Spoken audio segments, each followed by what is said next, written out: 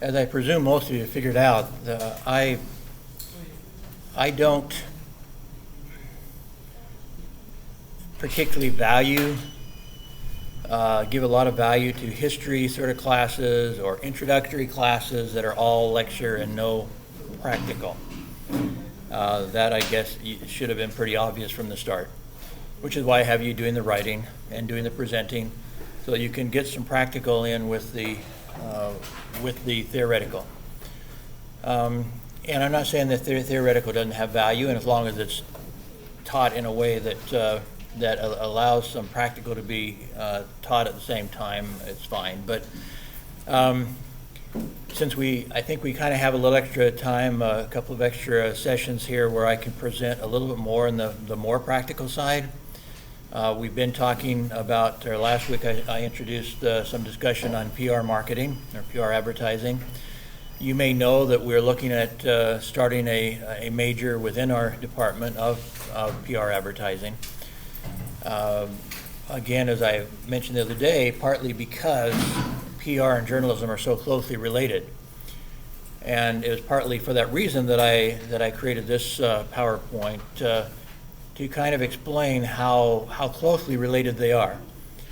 I think I mentioned in the last class, according to the survey of executives that included over, I think it's about 250 PR executives responded, and then the rest were other media executives.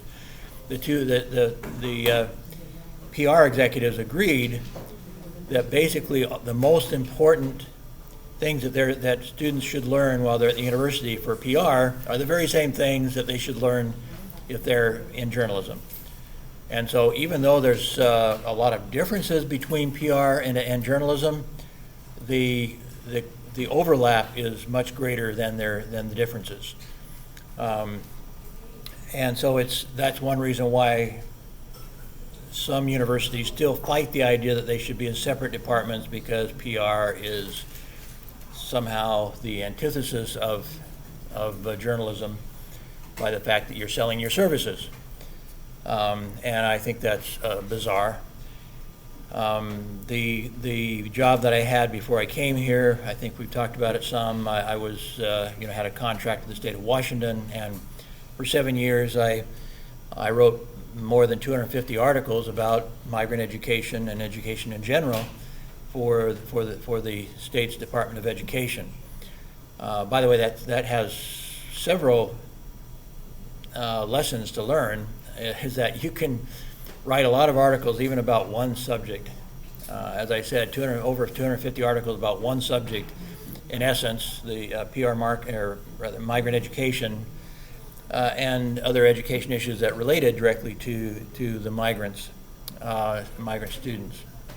And at the same time, I started my own newspaper and was running a commercial newspaper at the same time, and we bought the entertainment. I would call it a magazine, although it calls itself a newspaper. It's a monthly newspaper that's, I would still say, is a magazine. Anyway, so again, I didn't anticipate getting into PR, and I definitely didn't anticipate getting into marketing when I was taking journalism classes. But the things that I learned through my journalism were extremely important ultimately in my success in PR and marketing. Certainly as a PR practitioner, I think I mentioned before, I was able to get stories printed free on the front page of newspapers and on the lead stories on TV news, because I knew what they wanted. I knew how to orient PR and write it in such a way that recognized this is written by a professional, not by a PR hack who doesn't really understand what news is all about. And so always my recommendation to anybody who's going into PR is to first go into news, learn what news is all about, and then you can be a good PR person, because 90% of the press releases written by PR people are thrown in the garbage because they don't understand how an editor thinks. And before you can get a press release printed in a newspaper, you have to get past the editor. And then if the editor likes what he sees, he will hand it off depending on the size of the newspaper. If it's a small newspaper, they may print it verbatim. A larger newspaper that feels some responsibility to do everything itself won't run it verbatim. They will just hand it off to a reporter and say, here, go write our version of this story. Even if my version was better than theirs, it doesn't matter. They have a sense of responsibility to rewrite the story. And so that's the case with the daily newspaper I used to work at, is that they would never run, they would take some press releases, throw them in the garbage. Other press releases, they would take maybe the first couple of paragraphs, rewrite them a little bit, and put them in a digest. So those ones would get like 2 paragraphs and that's it. And then once in a while, they'd hand off a press release to a reporter and say, here, it looks like this is worth covering, go rewrite this story, go start from scratch, basically. So they use the press release as kind of a starting point for information and for contact, but they would never run a press release, a large press release, verbatim. Others, smaller newspapers don't have the staff to do that, so they do run them verbatim. Anyway, I was more successful than most people in my PR because of my other experience. It's very important then as a PR practitioner to learn to think like a journalist. You have to think of yourself as a captive journalist in a sense that you have one beat assignment. A beat is what you're assigned to, like in newspaper, in case you aren't familiar with the term.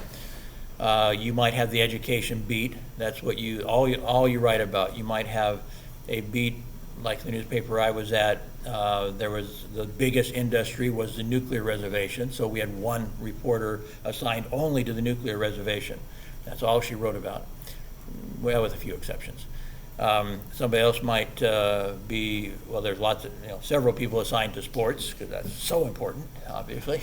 I love sports. I'm being still a little bit facetious, but it is quite surprising what percentage of a newspaper staff is dedicated to sports compared to the rest of the newspaper.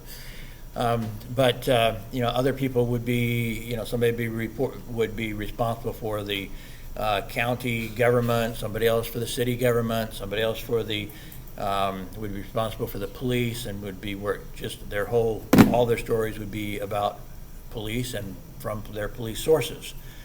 So that's a beat, is you're assigned to. And in a sense, a PR person is assigned to one beat. You're assigned to one business or one organization, and you have to come up with stories about that one organization, lots of them, and do other assignments too besides just writing stories. But they're actually, again, from the survey of over 250 PR executives, that's their first concern. Do you know how to write? Do you know how to write like a journalist? Do you know how to write well? They don't want you if you don't know how to write. And then there are, again, exceptions to that. If in this day and age, they may be hiring people specifically for video or for other assignments. And so the internet is changing a lot of things because of its multimedia nature. Thinking like a journalist will help you then to achieve and maintain strong media relations. If they know that you think like a journalist, you act like a true journalist, then the media will treat you differently than if you are ignorant of the journalistic ways. And you indeed can be then seen as an asset to the journalist instead of this enemy, this perverter of truth that some people see PR people as. Instead, they can see you as an asset of somebody they can go to and get information when they need it, and so that's a good thing. That's how you want to be seen. You want to be seen as a positive, as an asset to the journalists that you work with. Very uncommon, but I suggest that you also interview like a journalist. Most PR people are kind of lazy, and they think that you can just write a press release by sitting on your behind your computer and not talking to anybody. I've had you in here using, your assignment is supposed to be to have multiple sources, not just me, but other people, because that's like a journalist. A journalist, it's very rare that you have only one source stories. And so while I've been a little bit liberal in letting you do that in some weeks, particularly if there wasn't a student presentation or whatever, it's very important that you know how to write a story with multiple sources. Most press releases don't have multiple sources because their writers don't get off their duffs and don't go do their research and don't go do their interviews. And there's lots of people to interview. And that's one way how, as I mentioned, I wrote, in 7 years, wrote over 250 stories about one subject because I was talking to a lot of people. So you can interview executives, you can interview all the people from other publics. When we talk about public relations, they talk about publics in plural. We too often think of the public as being the media or the people the media communicate with, but your publics also include employees. Some PR people have the only job is to work with employees. Your publics for an organization may include your investors, people if you're a private company, and your investors are extremely important, and so that's one of your publics that PR people have to deal with. Your customers are part of your public. You have other possible publics, like if you distribute to a lot of different stores, the store owners or the store executives are one of your publics you have to deal with. Even the government is a public that PR people have to deal with, especially if you're a public entity. There's laws that govern how your organization operates, and so you are fairly frequently having to deal with government officials, and so they become one of your publics that a PR person has to deal with. Just as an example, because it's on the top of my head, one of my friends who is she was, by the way, PR people are moving up the ladder more than ever before. Many more of them now are becoming vice presidents, and from vice president, if you do a good job, you can become president. So the communications is so important that in the last 10 to 20 years, probably 20 years, many more people in public relations are moving up the ladder in the organization leadership that way. So anyway, this friend was one of them. She was the director of PR for a chain of banks, like Public Bank or something. This is in Kazakhstan, but just to give her, use her, she then became vice president. That was my point a second ago. But she basically had 3 sections underneath her. One was media relations. She would not hire anybody for media relations who didn't have media experience. And I'd say most good PR firms would have that attitude. If you don't understand media from the inside out, you don't work media relations. The second group was employees. And so she had people under her who worked strictly with employees, with like I say, a large national chain of banks. And then the third was investors and government. So they had dual responsibilities, but they kind of overlap a little bit because government frequently, many of its laws are to protect investors. And so the same reports that you generate to send to your investors are reports that you have to send to the government as well, maybe slightly modified. So that organization, that is not atypical. That's quite common to have those sorts of responsibilities under you if you're a PR director. And so consequently what I say, my point here is that if you want to interview people, you can interview people from all of those places, all of those publics, your employees, your investors, your customers, as well as others are all people that you could interview. The interviewing is in essence a research technique. Actually, formally, PR advertising groups very often use the technique called focus group. And they get a group of people together and they get them talking about what they like about this or that, what they don't like about it.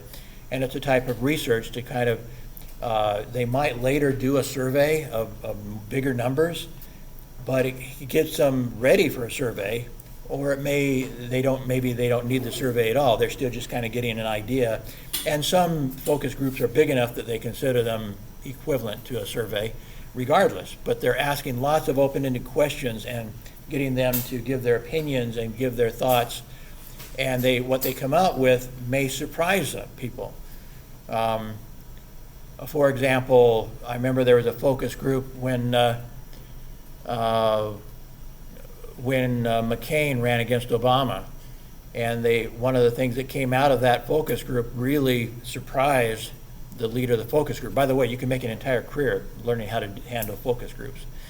But anyway, he was surprised because one of the people a woman within the focus group said that the governor of Alaska, who was a woman, should not be the vice presidential nominee because she had family and she should stay home and take care of her family.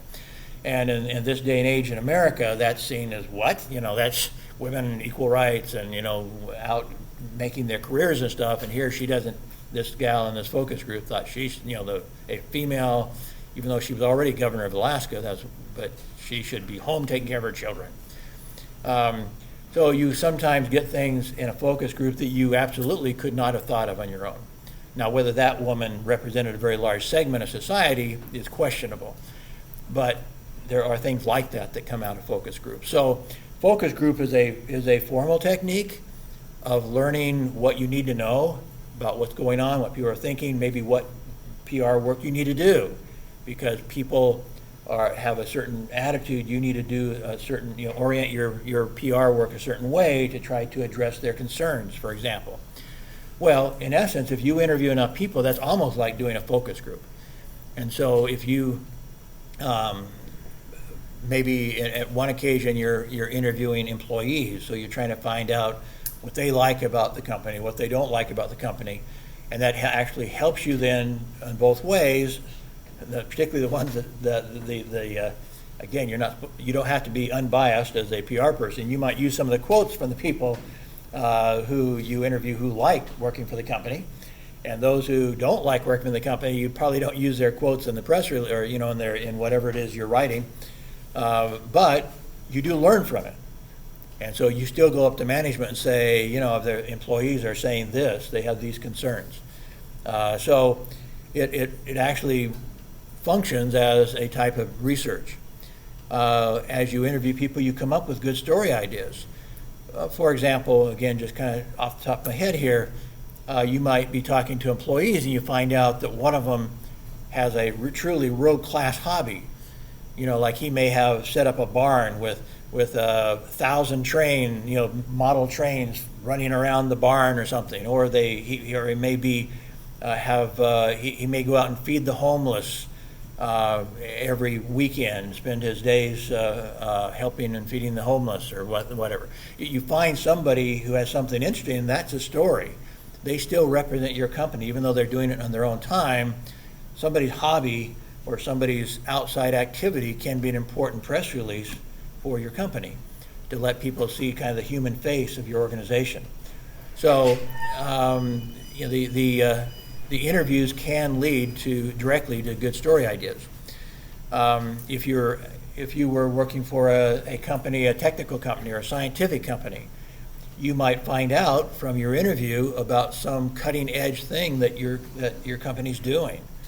And so you may not have known without talking to somebody. Maybe it hadn't reached the level of where the executives were really excited about it, but the people in the laboratory were excited about it. And so you can take that story, you have to get approval from the executives. Maybe they're not ready to talk about it yet, but just because it hasn't come to the forefront to them doesn't mean might not be valuable to you. So interviewing people from all the different publics can be helpful.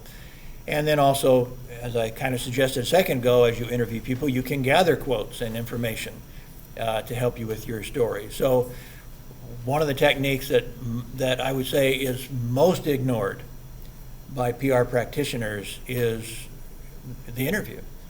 But if you really want to, I think I gave you some details on it, but the technical organization I was working for in Washington State got a contract to send some of its environmental experts all the way across the country to Washington, D.C., which is like over 3,000 miles away, close to 5,000 kilometers away. because during that time some kook had sent a bunch of mail to people with anthrax germs in it, anthrax spores. And so they had to totally clean out the Capitol building and so forth, and they had to go in with all their hooded equipment and everything so they wouldn't get sick. And it's quite a detailed and technical operation. It took quite a while to clean up the government buildings that had been affected with anthrax. So, I had to learn about it myself, and so I had to talk to the experts and just and get their description to me, what they're going to have to do. Then I had to turn around and write that story with their quotes and quotes from the executives, and that was one that got on the very front page of our daily newspaper, free of charge. A front page story like that was probably, the truth is, it's probably worth $100,000 in helping your brand and getting you publicity that basically you could not pay for in America. You couldn't pay the newspaper $100,000 to get them to put you on the front page, but you can get it free if you get a story.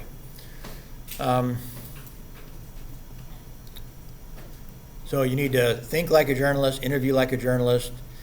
Some of the questions you might ask of executives might be, how's the organization doing? Who are its competitors? How does it compare to them? And these kind of sound like research questions. But what are the organization's greatest strengths and weaknesses? What are its biggest challenges right now?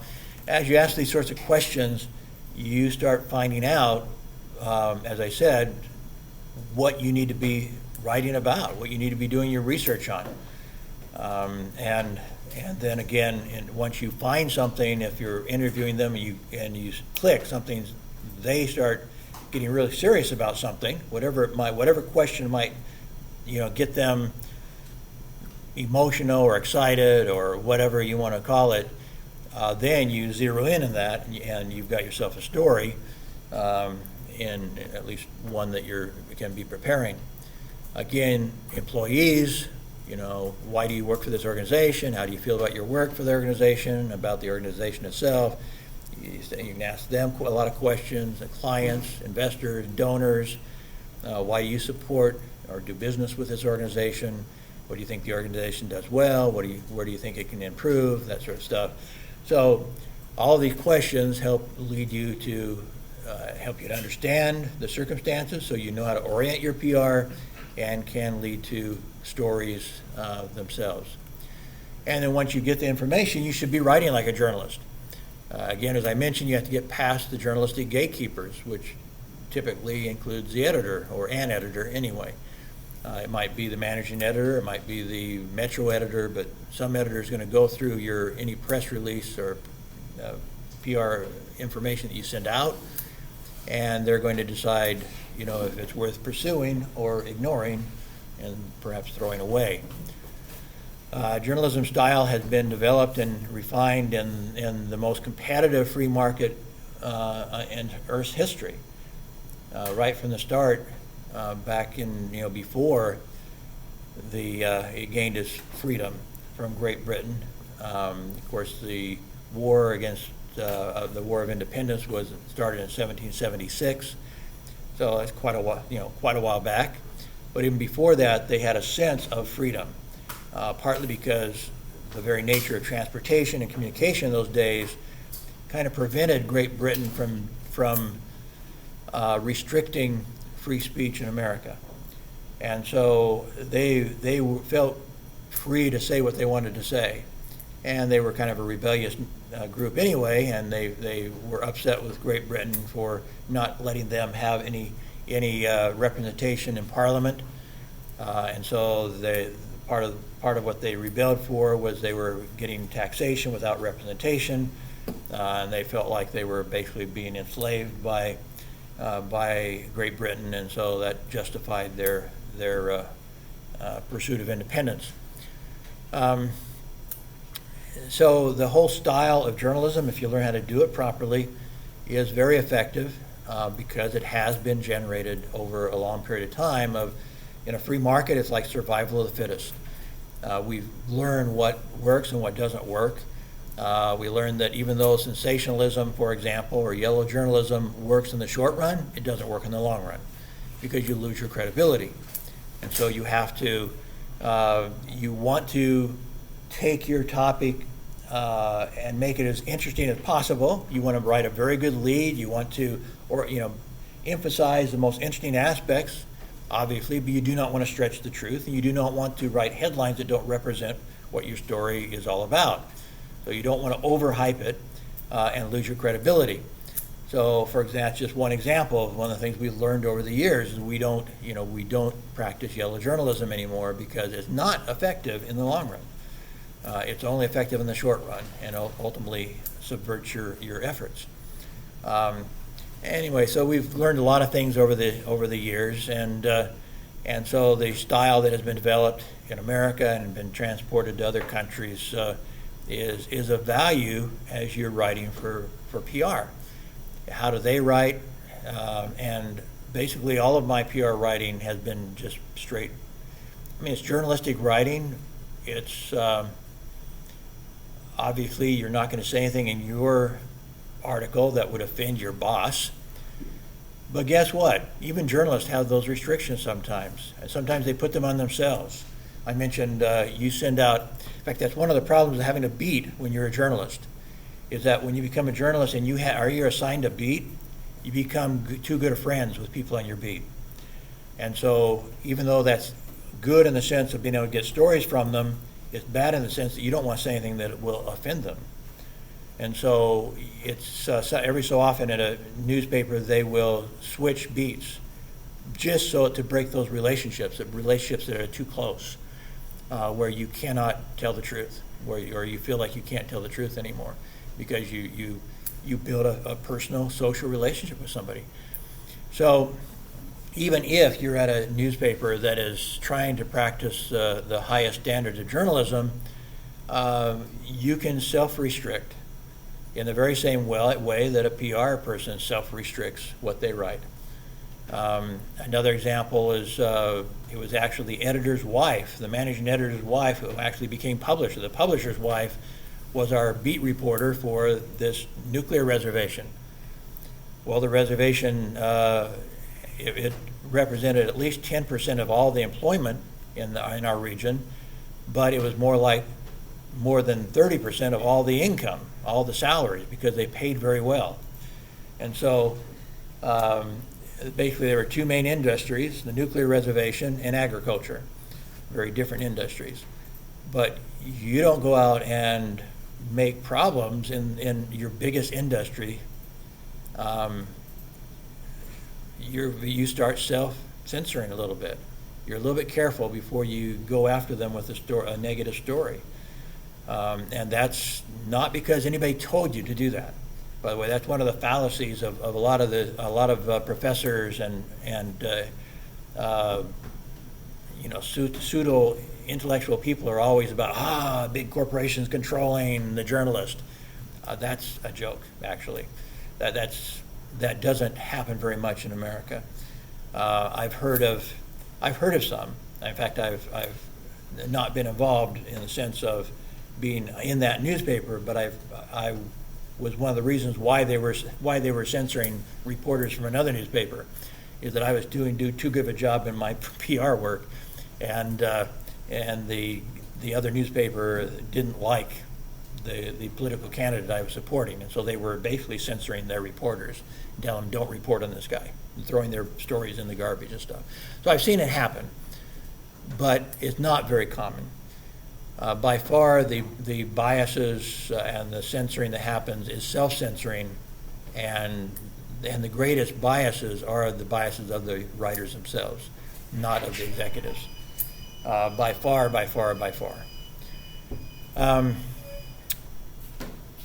So thinking about how you write, and writing as a journalist is very valuable. This was the bilingual newspaper that I worked for. This was the one that I was contracted with the state of Washington to do, as I mentioned before. So this was all done journalistically. I had to, this is the governor of the state here. I wasn't going to offend the governor of the state, obviously. And so I had to self-restrict and something like that. But by and large, I was free to write stories as I saw them. and I used my standard journalistic skills to prepare this bilingual newspaper, and got in fact, I kind of had to, it was kind of an interesting experience, and this is important in PR as well. Sometimes you have to teach your bosses what PR is all about. They might want to see PR that's very flowery, lots of gushy words, and lots of pretty adjectives and stuff, and you have to teach them that's not journalism. And that if the goal is to get your stories in the press, you can't write like that. You have to write like a journalist. And you may have to teach your bosses this. When I first got this contract, there was somebody in the state government who thought that way. And I sent my first series of stories in for my first edition of the newspaper, and she was appalled at how I was writing. And basically I had to confront her and say, look, I'm the professional. I know how to write journalism. And you need to let me do my job. If you don't like it, then fire me. But I have to do my job the way that I know that it needs to be done as a professional journalist. And so she backed off, and after that she wrote some of the most glowing recommendation letters and stuff that I got from anybody.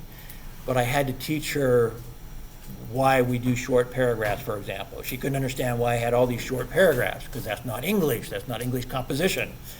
But because we have these narrow columns, we have to write short paragraphs, or paragraphs think very long and foreboding, and you can't read, people kind of tend to stop reading if they get to long paragraphs. And with narrow columns, like I say, even 3 sentences seems like a long paragraph when you have narrow columns.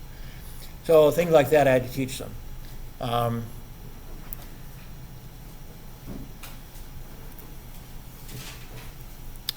This is the Entertainer newspaper that we bought, and so that's a commercial enterprise of mine. But as I mentioned, it was kind of works in a gray area, because all the subjects had to do with entertainment. All of our stories could have been seen as press releases, and some were taken directly from press releases, because anybody who is promoting some entertainment event also is probably going to hand you a press release. So they're buying advertising from you, but they're also handing you a press release. And why wouldn't you run it? I mean, it's kind of a no-brainer. If they're buying advertising from you, that's an entertainment event, let's run the press release. Maybe rewrite it a little bit, do a little better job with it. But this is, this sort of a newspaper is very focused. As I mentioned earlier, people actually read the advertising in this newspaper more than the stories. So it's kind of in a gray area. Is this PR, or is it, in a sense, it was a PR agent for all the entertainment industry in the region. So yeah, we did original journalistic work, but we also accepted a lot of press releases or slightly rewrote them or whatever, because we're all about promoting entertainment, and all of our advertisers were promoting entertainment, so it overlapped. For the technical, this is some of the work I did for the technical firm. In this case, I had to produce over a period of, 6 years or so, as I was working for 2 different firms. The statements of qualifications were entire books, sometimes this thick. Because when we went after, for example, a job of designing a school, like the top one is a model. It's not actually a true photo. It's a model of a school that we designed. We gave them an entire big thick book of all of our projects that would qualify us to handle their design of that school. And so I was basically a book publisher in that case. You would have some overlap between one proposal to another proposal. And so I didn't have to recreate the book from total, but a lot of it I did have to recreate, because we also had to address the very specific criteria of that organization. By the way, this is where I really found my database class. I mentioned I took that database class, and I didn't know why. It turned out that there were several programs that were invaluable to me in this job. in doing PR marketing for this organization. One was desktop publishing still. These books were prepared with desktop publishing. But also the database was I learned to access database, and I was able to do things with the database that other companies were still doing by hand on typewriters. And by figuring out how to do it in a database, I could simply go through, for example, there was a form where we had to give an organization like a school district a specific government form, actually two different forms, slightly different, and just filling out these forms, like I said, most companies at that point in the 1990s were still filling them out with a typewriter. But I figured out I recreated the form in the database, and so all I had to do was look up if it was about a school, I could look up all of our projects that related to education, and I'd go click, click, click, click, click, bing, and print out a brand new form that related specifically to education. Because it's so hard to do it by hand on a typewriter, the other companies very frequently were filling out these forms, were giving the same form to a school district that they were giving to a city for a sewer project. It made the projects they were using made no sense. But the forms were so complicated that they would not redo them for every proposal or every effort they made to get a project. But I could hit a button and mine would be out because I learned database.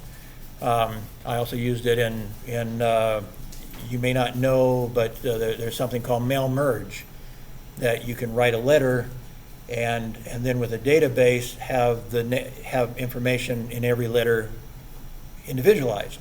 And so you put the inside address in there, you say, "Dear so-and-so," and put in their specific name. You can talk, if it's a school district, for example, you can talk about their school district because all that's being drawn from a field in the database. And so I could write a letter and click my finger basically, and have 250 letters printed out, individualized to the superintendent of that school district, and with data or information from their organizations.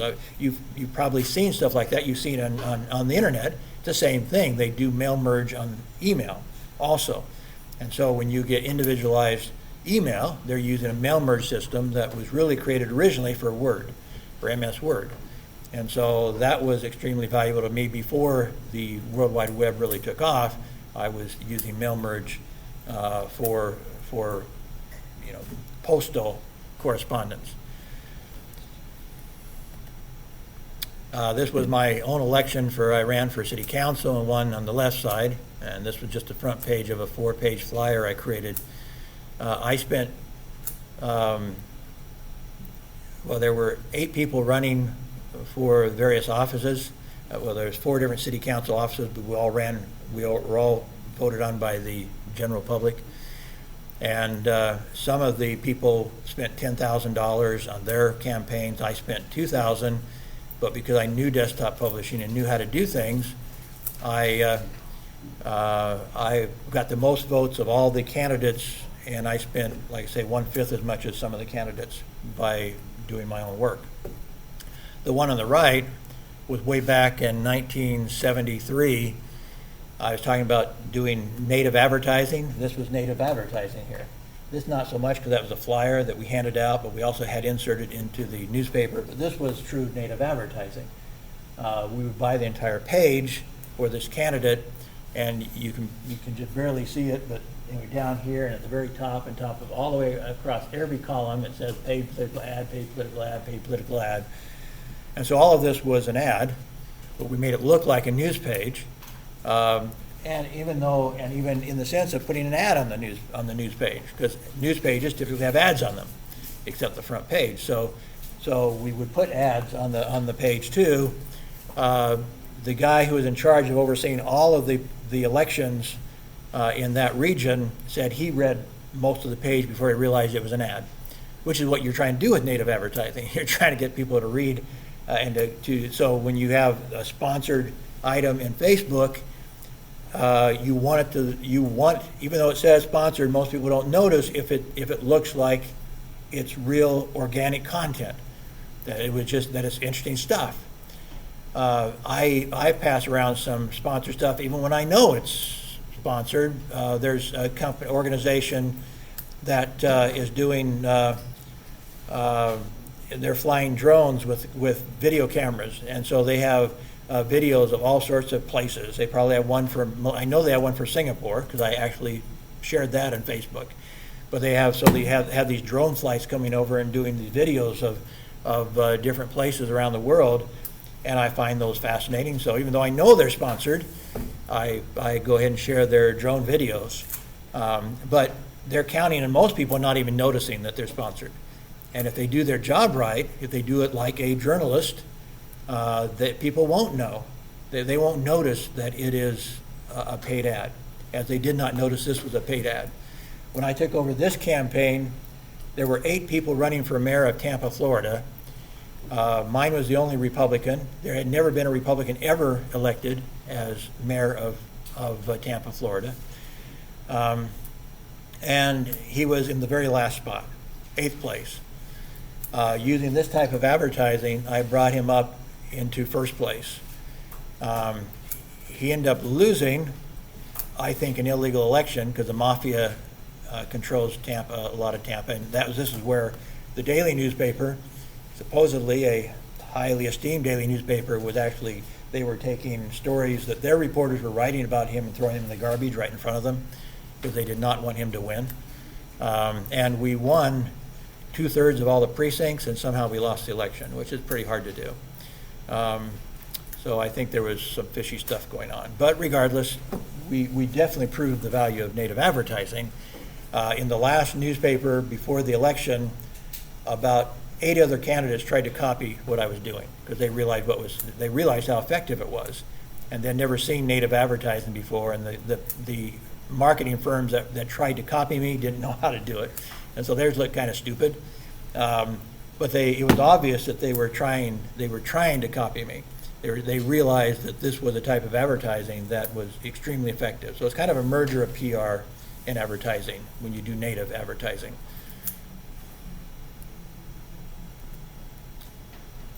Of course, blogging and stuff. This is the last newspaper. We turned it into a magazine-style newspaper, a weekly newspaper. So it's kind of like the Star, has more of a magazine-type front to it than most newspapers. And I still do book publishing and stuff. This is a project I'm doing and I'm still involved with in Kazakhstan, where we published 7 books over the last 7 years, and I co-author and co-edit and co-produce it. Anyway, so the journalistic skills have been used in all those situations, in PR and even in advertising with native advertising, and I had to use my journalistic skills with the technical marketing, because as I said, I was producing a book. I produced over 250 books. I'm not sure exactly how many I did, but more than 250 in the time I was working for those companies, and I had to use my journalistic skills to produce those books, as well as for other PR and other purposes.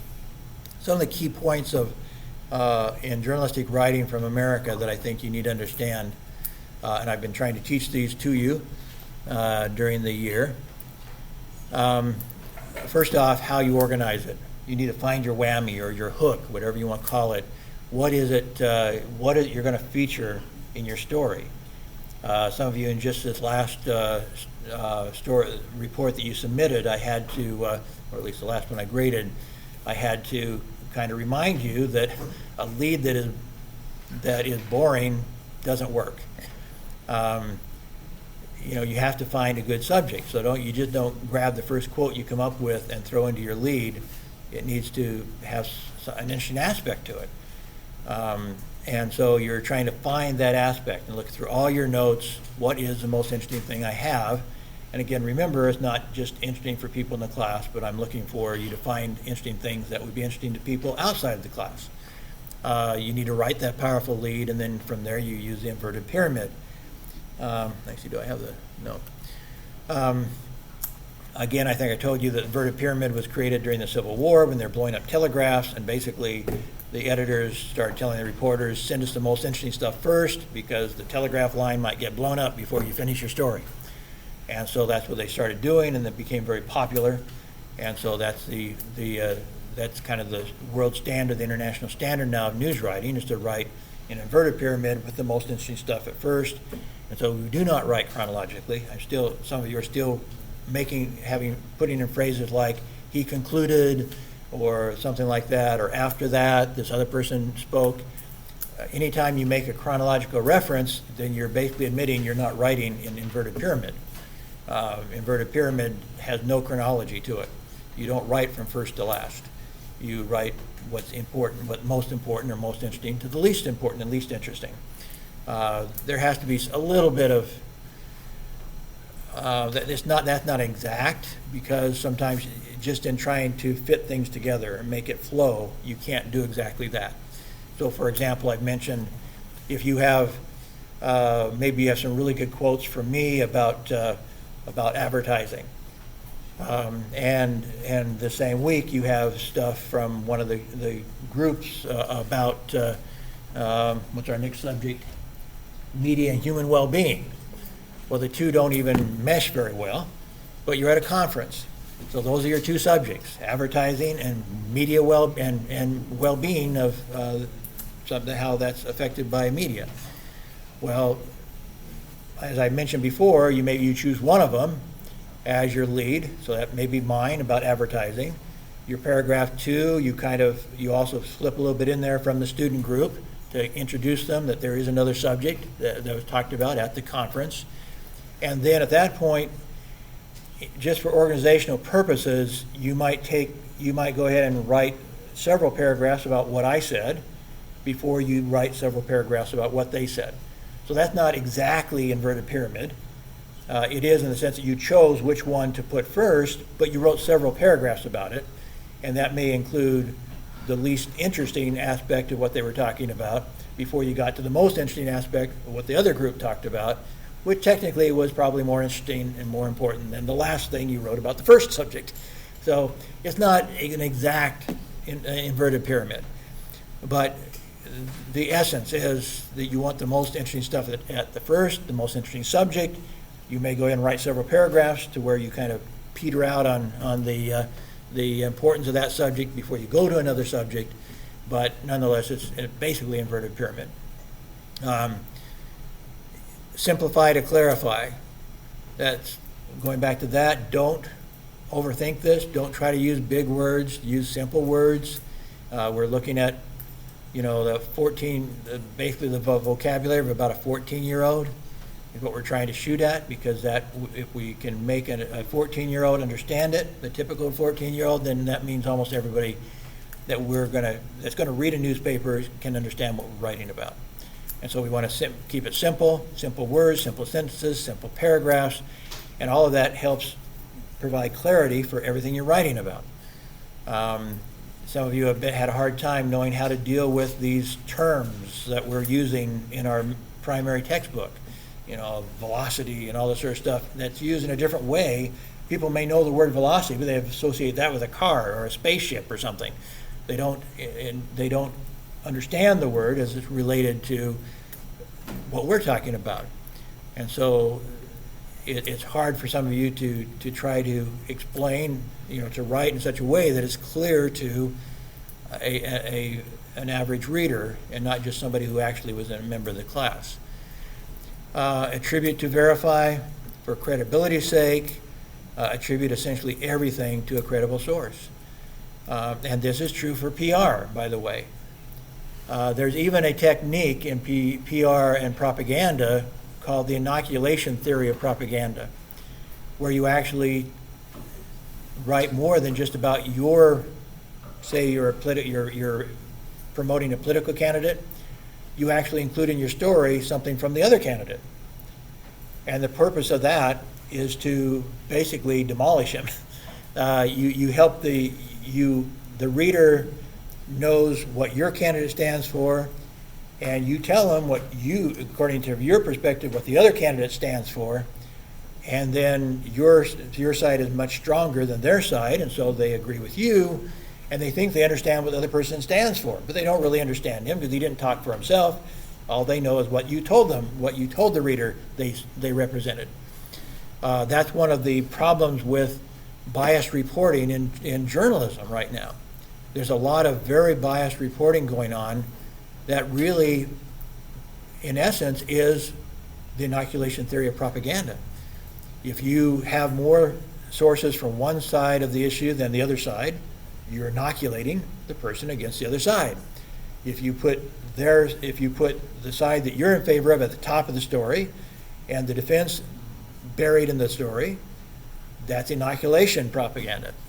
There's a lot of inoculation propaganda going on in traditional media in this day and age that I strongly object to. Some of the practitioners of journalism don't even understand what's wrong. They say, we're doing things great. They don't understand what they're doing is really practicing propaganda by the way they're doing it.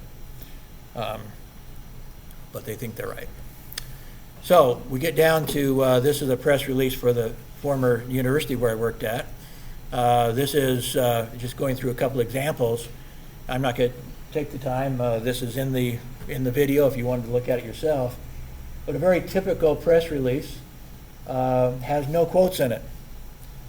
And this is a very typical press release. It actually was written by a PR person. I've made a few changes in it, but basically this was written by one of my colleagues in the journalism department who has a very strong journalism background, but he wrote this press release for the university and actually shared it with this previous students as an ideal press release. This is not an ideal press release. There's no quotes in it. There's no attribution in it. That's not a good, strong press release if there's no attribution in it. So this one has no attribution, whereas the version I came up has some quotes in it and attribution, several points of attribution to it, because that is what a professional editor is going to be looking for. Does this sound like a real news story? You need attribution. So in press releases, if you ever get in the position of doing press releases, don't forget attribution. You want it to sound like a real news story so that real editors will let it go into their newspapers.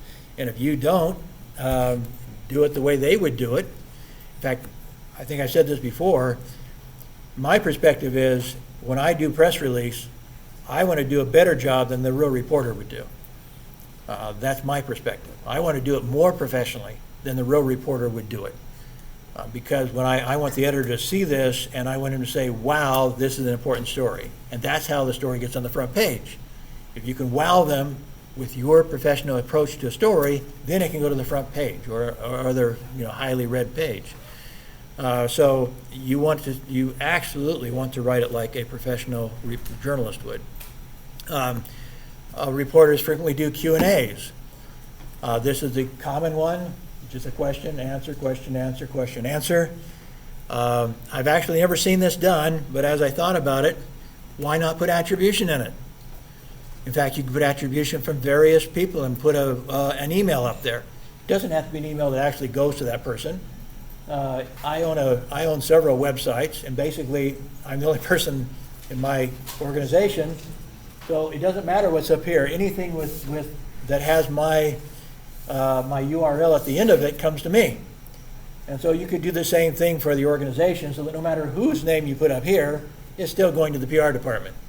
And so you can create basically false emails.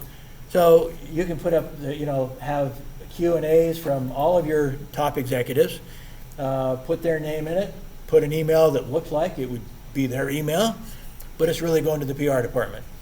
So that the PR department can field questions from the press or from the public related to this. So this is much better than, wrong direction, than that.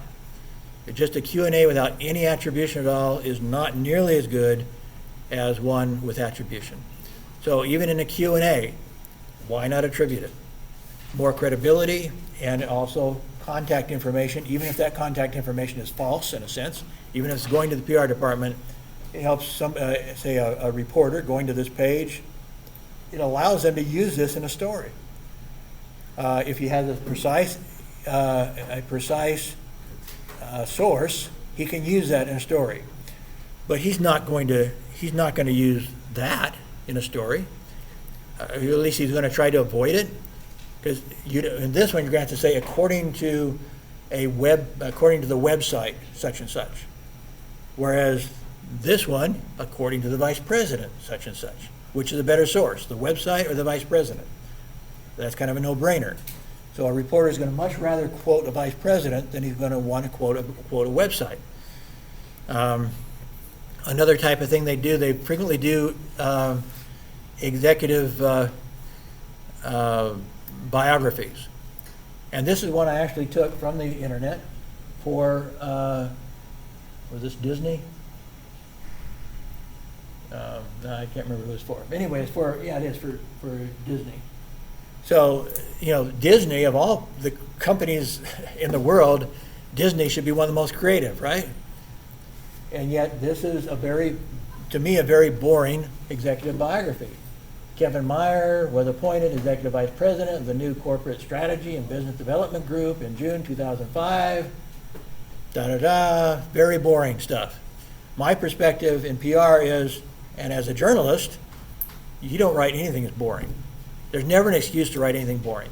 There's no reason to. Why would you write? It seems to be actually within the PR industry itself in America, kind of the idea, executive biographies are supposed to be boring. Why? Why should executive biographies be boring? And so I came up with my own version. So I came up with a headline, Meyer offers revolutionary vision for Disney's future. Kevin Meyer has been a revolutionary force in every organization he has helped manage, put in a quote, so forth. So I write this like a news feature story. And so why would this be beneficial? Well, because a journalist might actually read this. Somebody might actually, maybe non-journalist, let's say an employee reads this or reads this other one. Which one will get the employee to feel more proud, more excited about his company? This boring one or the interesting one? So for all the publics, whether it's the media, whether it's your employees, whether it's the investors, whether it's the government, don't write anything boring. If you get into PR, don't write anything boring. Everything should be interesting, including executive biographies, which, like I say, even Disney doesn't know how to write an executive biography, I don't think, because they wrote one that's boring. And I would write one that's interesting.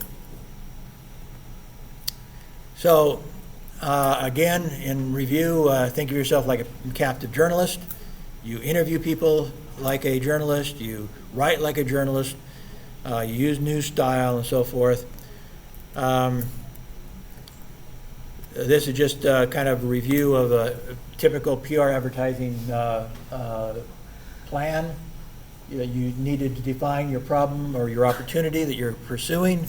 This may, by the way, as I said, come from your interviews. So through your interviews, you may identify a problem or an opportunity. And then you determine the goals. There should be at least 2 or 3, maybe only 1, but not more than 3. You don't want to dilute it. You want to have some focus. So somewhere 1 to 3 goals. What are your objectives? Objectives need to be measurable. That's the difference between a goal and an objective. An objective has to be something you can measure. So you set your objectives. And you decide what's your target audience, because that's going to determine how you're going to write the story, for sure. And then you need to come up with, you may have more than one message depending on the audience. So let's say we have an open house, as we did yesterday here. By the way, nobody came to the open house, hardly. So why have an open house and nobody comes to it? So you need to go through your PR marketing plan, and who are we trying to get to? How are we going to get to them? What are we going to tell them? How are we going to entice them to come to our open house? And you may have a different message for a different audience. You may have one, if you may have a database, again, you go back to databases, you have a database of students. You may approach that totally different than the database to their parents. The students want to have a little bit of fun at the university. They want to hear about the sports facilities and the activities.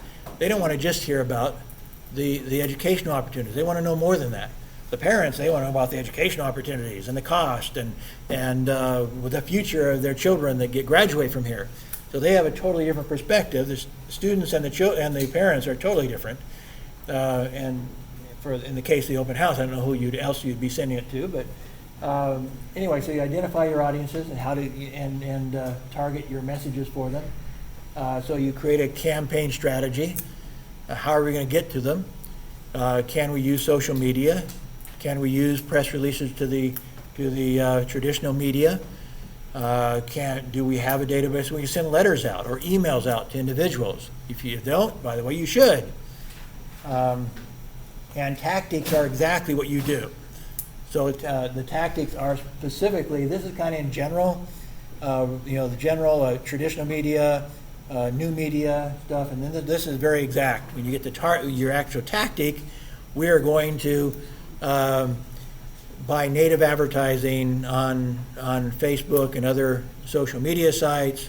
We're going to also buy a little pay-per-click ads on the side to get people to come to our website. We're going to create a strong landing page for our website to entice them to come, so forth. Anyway, so you figure out exactly what tactics you're going to use to achieve your objectives and ultimately achieve your goals. And then when you're done, you're going to measure what happened. Somebody actually did show up to open house as opposed to the previous time. And you're going to refine your campaign for the next time. And so this is all part of your development of a PR or an advertising plan. It's pretty much the same, slight modifications. Look, obviously, there's going to be some differences. And this just goes in a little more detail on what you just saw.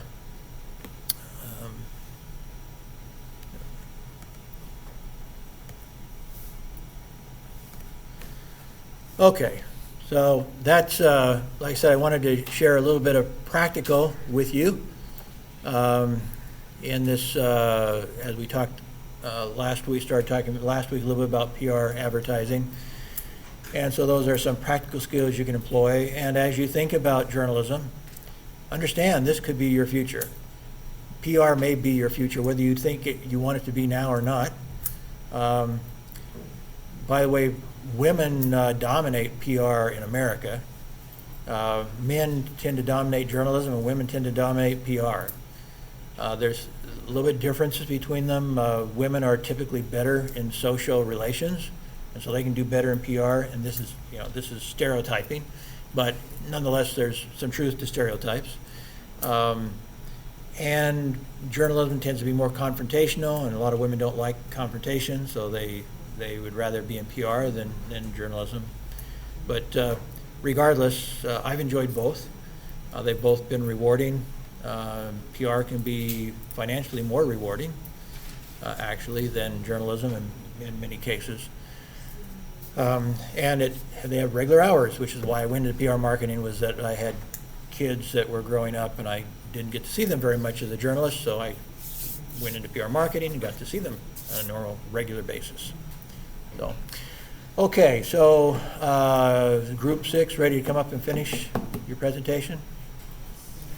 Come on up.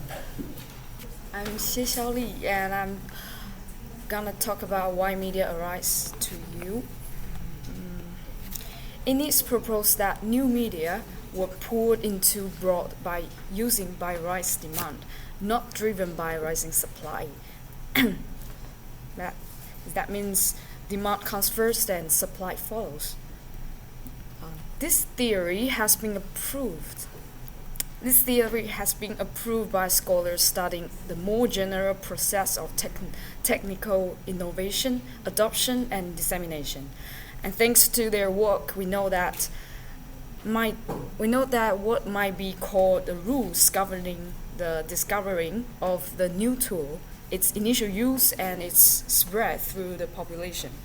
As we will see, new media actually follow these rules rather exactly.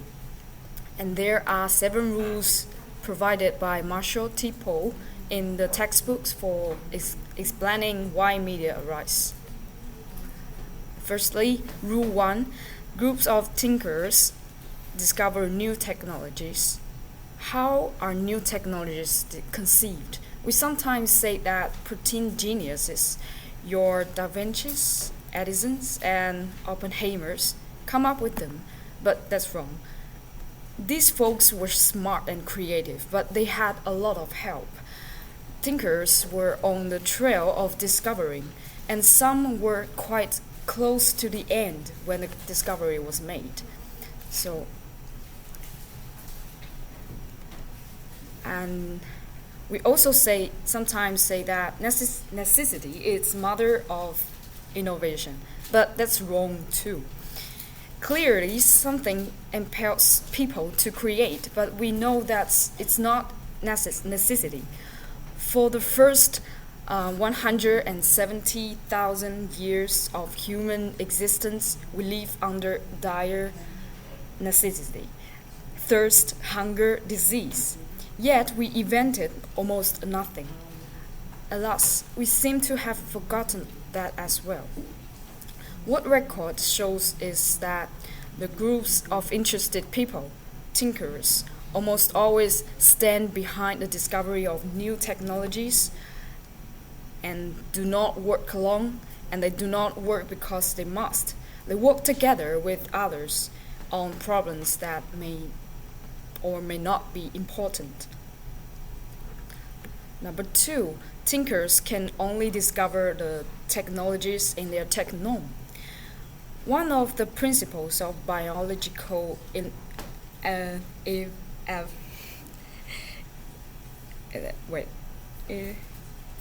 evolution is that the potential of the species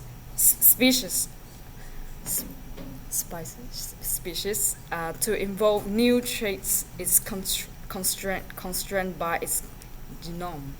The same principle holds for technological progress. The potential of thinkers to invent new technologies is constrained by their technome. That is the set of technologies available to them. As in all things, you can only do what you can do. Number 3 is technological supplies does not produce technological demand.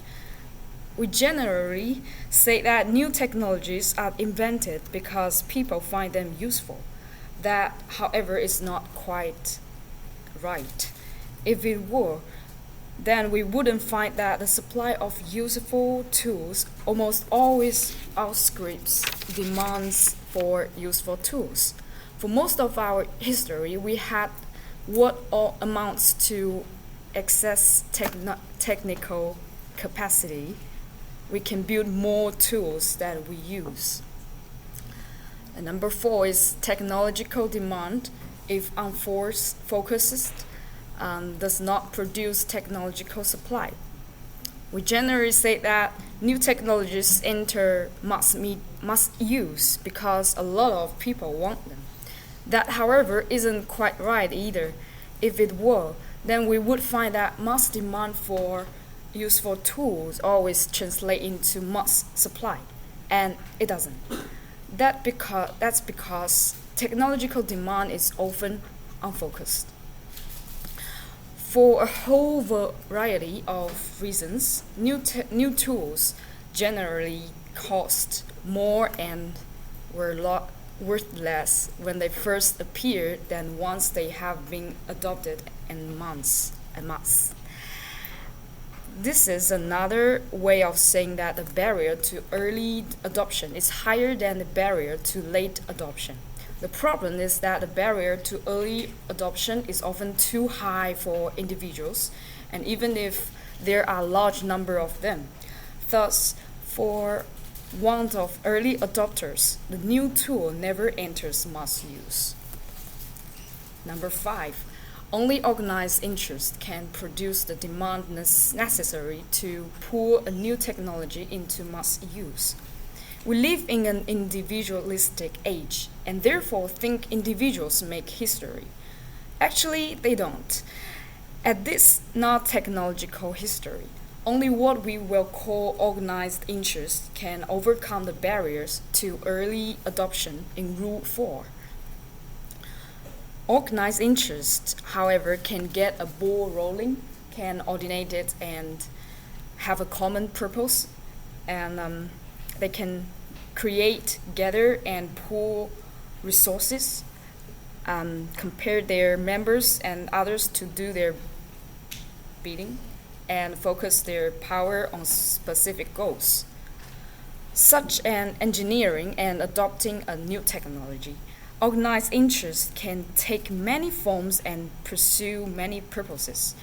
As a general rule, however, we can identify three main types: economic organizations, including business, industry, classes, and political organizations, as functionaries, leaders, and castes, and religious organizations, believers, prayers, and orders. And what's next? Number 6, when it comes to technological adoption, organized interests are creative and not proactive. Historically speaking, organized interests have not adopted new tools in anticipation of some future change in conditions. Rather, they have adopted new tools in response to some ongoing change in conditions, particularly one that makes them unable to do something they want to do. And lastly, there's Rule 7, organized interests are most likely to adopt new tools in response to fundamentally new economic conditions. Jack Liu, the writer of Understanding Media and Culture, An Introduction to Mass Communication, said, "New media technologies both spring from the cause social changes. For this reason, it can be difficult to neatly sort the evolution of media into clear causes and effects. There have been 5 fundamental shifts in the way humans make their living: the behavioral revolution, the agricultural revolution, and the capitalist revolution, in the industrial revolution, and lastly, the information revolution. During each of these shifts, there was a upsurge in innovation, adoption, and dissemination of new tools. It's hard to understand why the old tools, while still useful, didn't work well under new conditions. So new tools had to be brought into play. According to Jack Liu, transitions from one technology to another have greatly affected the media industry, although it is difficult to say whether technology caused a cultural shift or resulted from it. The ability to make technology small and affordable enough to fit it into the home is an important aspect of popularization of new technologies. So in conclusion, by Rule 1, 2, and 3, we note that prototypes of these tools were available because of exact capacity. And by Rule 4, 5, 6, we know that organized interests under pressure to adapt a new conditions and engineered, adopted, and spread them. Together, these rules suggest that following 4 theory of media adoptions: new economic conditions, technical insufficiency, increased demand from organized interest, and new media technology. This theory, however, is not quite complete. As we hinted previously, there are 2 additional factors that affect the adoption process: the timing of adoption and the nature of the technology adopted. As to timing, there can be no doubt that the rate of adoption has been increasing rapidly for at least the last 40,000 years. It's actually a function of time. And as to the nature of technology adopted, there can be no doubt that some tools are naturally more appealing to others. And to take a relating example, it took more than 4 centuries following the introduction of printing press for mass literacy to develop into Europe.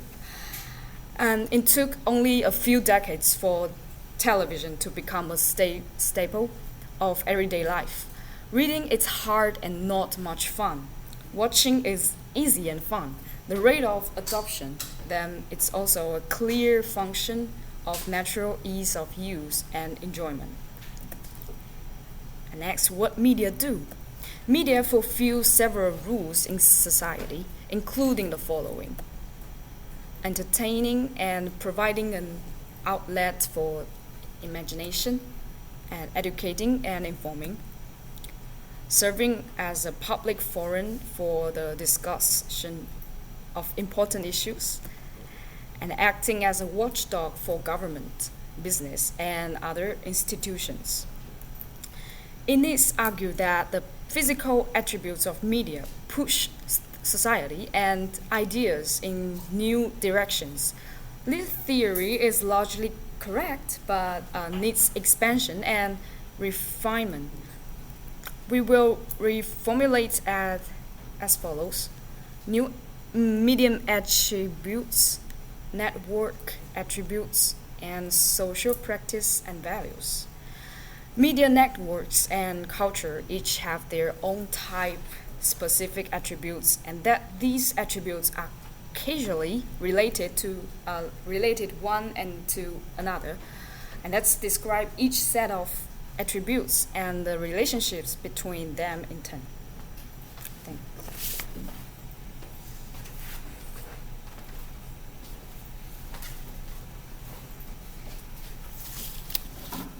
Good morning, everyone. I'm going to share something about medium attributes. In this proposed typology of medium attributes based on weight and durability, this classification has the virtue of simplicity, but it sacrificed too much in terms of the depth. Sure, we need something more completed. In order to get them, we should put ourselves in the shoes of those who use mediums and ask what really matters to them. Most basically, a medium is a tool for sending, receiving, storing, and retrieving information. Given these fundamental uses, what attributes would make a medium really handy? A handy medium would be inexpensive to obtain or easy to use. A medium you cannot afford or don't know how to operate is a bad medium, or rather, no medium at all as far as you're concerned. For most of us, television stations fall into the category. We can't afford them, and we don't have the technical knowledge to know how to operate them. Only engineers do. A handy medium would be private, or at least have a private mode. A medium that identifies you and what you are communicated as soon as you use it has drawbacks, especially if you want to blow to the visitors on some manufacturers or subscribe to risque magazines. Sometimes you don't want everyone to know your name or what you are reading. A handy medium would have high fidelity, meaning that the signal you want to send is the same as the signal you received. Speech, for example, doesn't have high fidelity when it comes to visual perceptions. If you see a white swan and then say to someone, "I saw a white swan," the person who heard that words cannot see the real swan, but some words that indicate them to imagine a white swan. In this regard, photography has a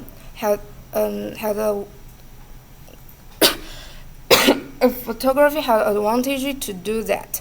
If you saw what's small, you can take a picture of them and then just send this to someone you want to show.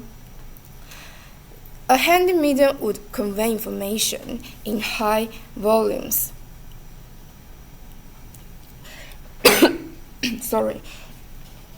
With information, more capacity, or to use the obvious metaphor, bandwidth is generally better than less. You don't really need to know some of what's going on to be on the task. You need to know it all. Books are good for that. A handy medium would move data quickly. No one likes to wait. When you are stuck in Pokemon and your wallet has been stolen by street urchins, you want money involved, not sent by letter. A handy medium would store information for a long time. Sometimes the taxman comes calling, and when he does, you'd better hope that your tax record survived the basement flood last year. Finally, a handy medium would allow you to search, find, and retrieve stored information easily. Stored information that can't be found isn't really stored at all. It's lost and might as well not exist. Big libraries often have signs warning that a misshaped book is a lost book.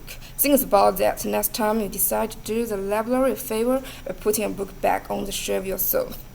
These considerations suggest the following medium attributes are significant from the perspective of the user: accessibility, privacy, fidelity, volume, velocity, range, persistence, and searchability.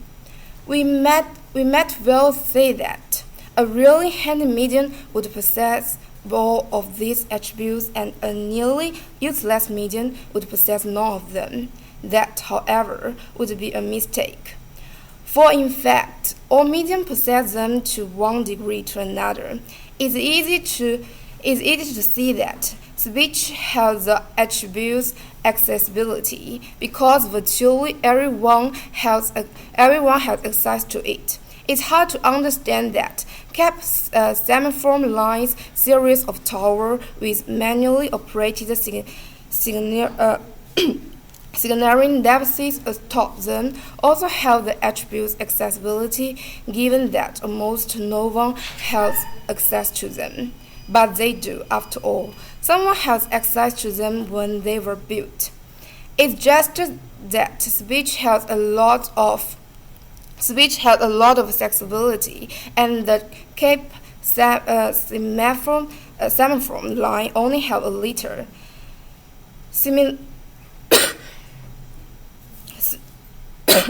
We must think that the way a medium scores on an attribute is fixed.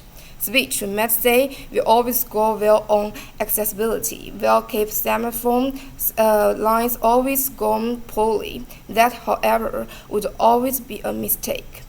Speech could be made very inaccessibility, for example, when someone cannot speak.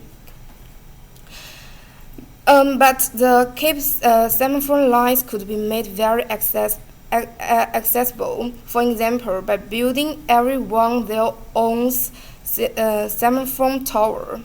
In principle, then, any medium can be made to score well or poorly on any attribute, given a sufficient outlay of resources that actually score of a medium on a particular attribute. Then, it's a function of cost.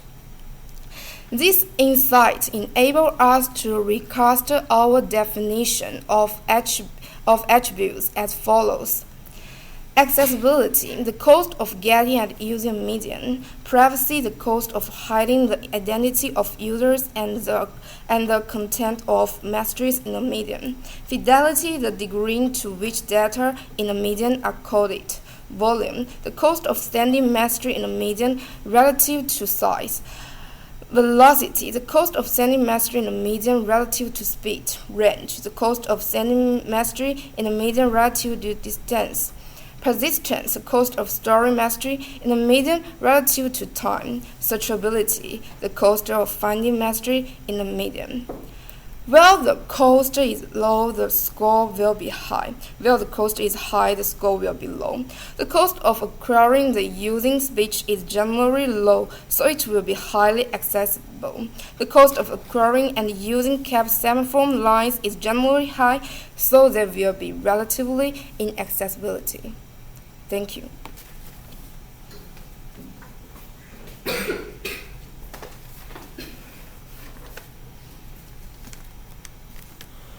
Okay, today I will talk about the media effect. First, it has the effects of propaganda and persuasion. Jack Luller has said that in modern society, the persuasive power of the mass media is well known. For example, the death of Osama bin Laden. In the year after September 11 attacks, there are multiple reports of the death of Osama bin Laden. People desperately wanted to believe that he was killed, but in reality, he was killed in 2011. So the government, the corporations, non-profit organizations, and political campaigns rely on both new and old media to create messages and to send them to the general public. And the pollster said that the United States, in contrast to other nations where the media are held in check, has encouraged an independent commercial press and thus given the powers of propaganda and persuasion to the public. Through the media, there are some other behaviors that through the media, the celebrities have come to signify important cultural values and tendencies, and they transmit specific cultural messages. There are some bad effects such as violent, sexual, and compulsive behaviors. They have been linked to media consumption and thus raise important questions about the effects of media on culture. Media may or may not do a lot of things, but there is no doubt that they directly and necessarily create networks. By definition, when people communicate through a particular medium, they become linked by that medium, and when they linked by that medium, a media network appears. And the different kinds of media fosters different kinds of media networks. For example, the speech and the television.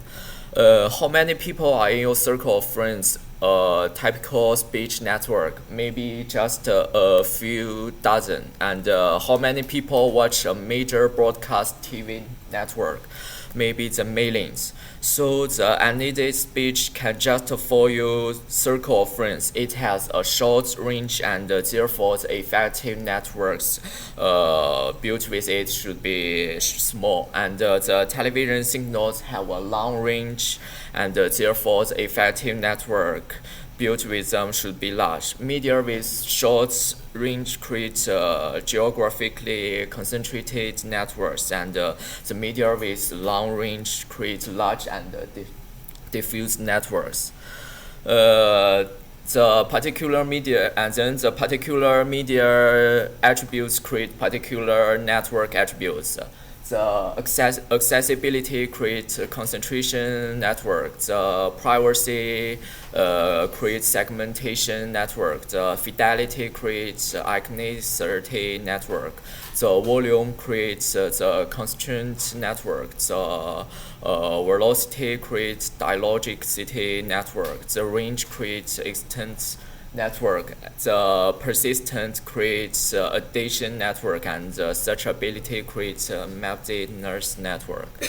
The media technologies in and of themselves shape human institutions and values, and then the media networks engender certain social practice, and this social practice engender related values. There are two separate arguments here. Is that the media network creates social practice and social practice to values. The human nature and media networks constitute the circumstance that shape social practice, and that particular social practice give rise to commensurate values. First, about the accessibility. If it has a high accessibility, it will be diffuse network. It's that anyone can get the message easily and use it. So everyone will be equalized, and then results in egalitarianism, cultural value. And in contrast, if it had a low accessibility, it will be a concentrated network, and a few people will monopolize the source, and then the social practice will be hierarchicalized and result in elitism. About the privacy attributes, if it had a high privacy, it will be segmented.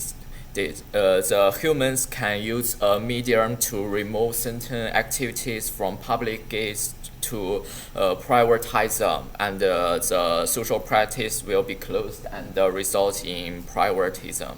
In contrast, if it had a low privacy, it will be connected, and the social practice will be open and result in publicism. About the fidelity attributes, if it had a high fidelity, it will be an iconic network, and iconicity facilitates physical pleasure seeking. Then it will be socialized and results in realism. In contrast, if it had a low fidelity, it will be a symbolic network, and then conceptualized and result in idealism.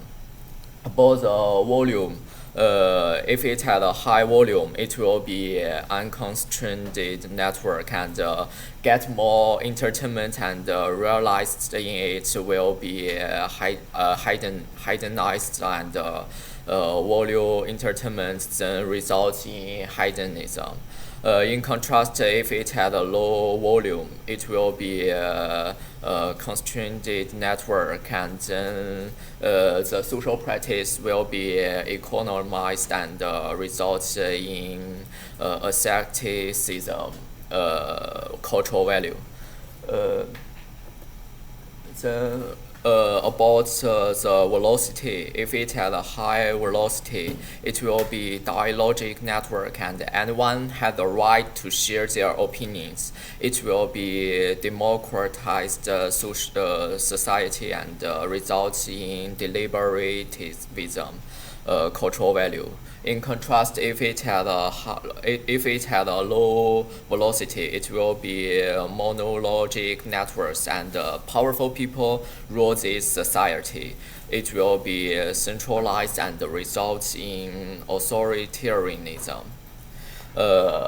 About the range attributes, if it has a high range, it will be extensive network. Extensiveness facilitates the exploration of the present. So the social practice will be diversified and result in pluralism.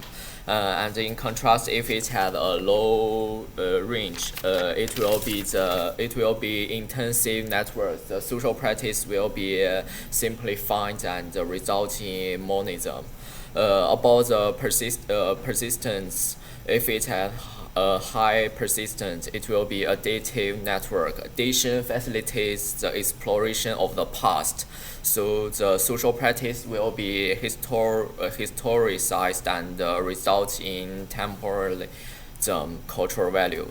In contrast, if it had a low persistence, it will be substitutive network. The social practice will be ritualized and result in eternalism, cultural value. About the About the last attribute is searchability. If it had a high searchability, it will be mapped network. The mapping facilitates independent discover. So the social practice will be amateurized and result in individualism. In contrast, if it had a low searchability, it will be unmapped network, and the social practice will be professionalized and resulting in collectivism. Okay, and then that's to my partner to make a conclusion.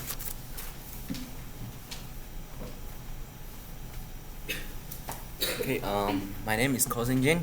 Here's the last part and his conclusion. I think the information age bring big impact to us because it is the period in human history that characterized by the shift from traditional industry to industrial revolution and brought through industrialization to an economy based on information computerization. The onset of the information age is associated with the digital revolution, just as the industrial revolution marked to the onset of the industrial age. And the digital and information will continue to change our time as new technology uses device methods of interaction with other humans and device enter the domain of research, development and market launch. So in a commercial society, the information industry is able to allow individuals to expose their personalized needs. And human nature and media networks constitute the circumstances that shape social practice and our world. And media make us more modern. First, we have speech, so we can communicate with each other, and then this thing called communication media. And then we have thinking. We can be able to think, and we have our moral code and our mode of thought. Have some common sense about what is it, and then we will move to privacy.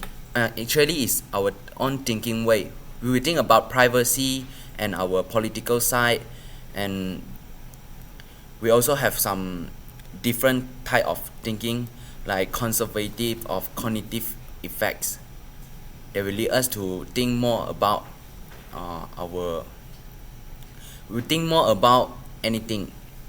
And then we will move to the technical innovation. We will invest something new and adoption and dissemination and disseminate many things to the whole world. And then we can connect with each other, will make our lives more better. And that's all. Thank you very much.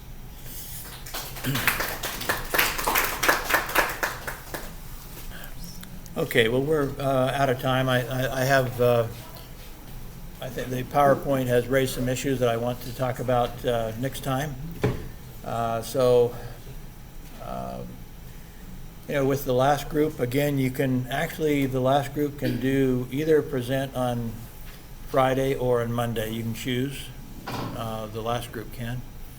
I don't really care. We only have one more student presentation, so we have, and we've got 3 more classes. So group 7 can let me know if they want to present Friday or on Monday. It's up to you. Any questions? Anything I can help you with? If not, we'll see you on Friday.